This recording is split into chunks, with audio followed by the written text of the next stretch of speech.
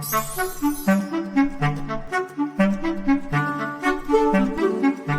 nahita varika ve ianao? Ireto no antsoina hoe maki. Eto Madagasikara ihany no ahitana azy ireo. Ny alafonenany dia any Madagasikara ary miisa 12% ireo karazana varika. Any anaty ala ihany no tena ahitana ny varika eto Madagasikara. Eo atsimo andrefan'ny Afrika no ahitana azy ireo ary izy io dia ala nosy fahefatra lehibe indrindra maneran-tany. Manana karaza-toeram-ponenana maro i Madagasikara. Anisan'izany ny ala maina, ny ala maisitsilo, ny ala mando, ny faritra mando sy ny ala onko. Ny maki dia monina any amin'ny ala maina ary amin'ny ala misy tsilo ihany koa. Mahatalanjona fa ny 70 isanjaton'ny zavamaniry sy ny voninkazo eto Madagasikara dia tsy hita n'aiza n'aiza maneran-tany afa-tsy eto ihany. Ny varika dia tena azo antsoina hoe mahery fo ny ala satria izy ireo dia biby anisan'ny mikarakara ny ala hitombo ho salama sy mirindra. Andao ary hoe ho jerentsika hoe ahoana nanaovan'izy ireo an'izany. Ny varika dia mihinana karazan-tsakafo maro toy ny ravina, voninkazo, bibikely ary ny sasany ary mihinana tsilo. Fa ny tena ankafizin'izy ireo dia ny voankazo. Rehefa mahita voankazo ambony hazo izy ireo dia tena mazoto mihinana mihitsy. Rehefa mihinana voankazo ny varika dia tsy levony tanteraka ilay voa na ilay vy. Izany hoe ilay nofon'ny voankazo matsiro iny ihany no lany, fa ny vy na ny voa kosa dia tsy simba fa mivoaka soamantsara. Rehefa mihaza sy misakafo ny varika dia mivezivezy manerana ny ala izy ireo. Ary raha vatany voalevy ny varika nefa ny voankazo dia vonona ny vatany anara izay tsy ilainy. Amin'izay fotoana izay izy ireo no manary ny malo.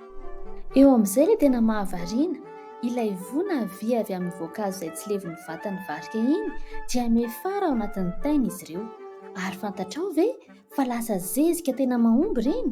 Noho izany ireny voa ireny dia miparitaka eran'ny ala ao anatin'ireny fonosana kely ireny, miandry ny tombony ary ho lasa zavamaniry sy hazo vaovao avy eo. Rehefa manomboka maniry manerana ny ala amin'izay ireo zanak'hazo vaovao ireo dia lasa tonga dia hazo vaovao sy toerana vaovao ahafahan'ny karazana zavamaniry maro samihafa mivelona sy mitombo toy ny bibilava, ny tanalahy, ny tanapisaka ary na ny fosa. Rehefa lasa lehibe ny hazo dia manomboka mamoa ny voany ary dia miverina indray ny tsingerina manontolo ka mamela sy manome vahana ny hazo vaovao hitsimoka tsy tapaka manerana ny ala. Fantatrao ve fa tsy ny varika ihany no mamboly ny ala? Karazana primata maro no manaparitaka voa manerana ny fonenan'izy ireo mitovy amin'ny ataon'ny varika ihany. Indrisy anefa fa 970 isanjaton'ny karazan'ny varika dia atahorana mafy ho lany tamingana ary ny 130 isanjato amin'izy ireo dia voasokajy ao akaikin'ny faharinganana ary ahina tanteraka ny fahavelomany. Ny fiainan'ny isan'ny varika dia misy fiantraikany be amin'ny alantsika satria lasa mihavitsy ihany koa ny hazo sy ny karazan-toeram-ponenana misy. Zava-dehibe noho izany ny fiarovana ny varika satria manampy akaiky ny fikajiana sy ny fihazonana amin'ny tontolo iainana izy ireo. Isika rehetra dia te hahita ny varika sy ny ala eto Madagasikara hitombo sy aina tsara. Maniry anampy ve ianao? Tsy dio ary ny tranokaran'ilay New Conservation Network ary manasa anao hijery ny pejiny tambazotra tserasera izay soratra etsy ambany.